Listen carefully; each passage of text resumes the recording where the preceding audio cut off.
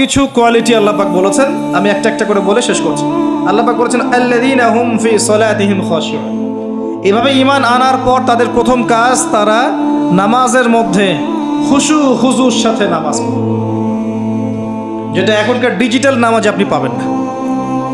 খুশু খুজুর সাথে নামাজের কয়েকটা শর্ত: ওয়াক্ত ঠিক থাকতে হবে, নামাজের পদ্ধতি ঠিক থাকতে হবে, নামাজের ধীর স্থিরতা বজায় থাকতে হবে, নামাজে আপনি কি পড়ছেন কি বলছেন এটা বোঝার চেষ্টা করতে হবে।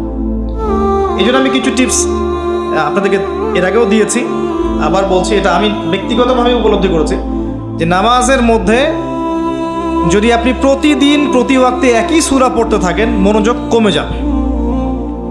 আপনি এক এক ওয়াক্ত নামাজে এক এক সূরা পড়েন, ভেরিয়েশন রাখেন, আপনি নামাজে মনোযোগ পাবেন বেশি। এটা একটা টিপস। একটা টিপস হচ্ছে নামাজে যা পড়ছেন আল্লাহু আকবার থেকে আসসালামু আলাইকুম রাহমাতুল্লাহ পর্যন্ত প্রতিটা শব্দ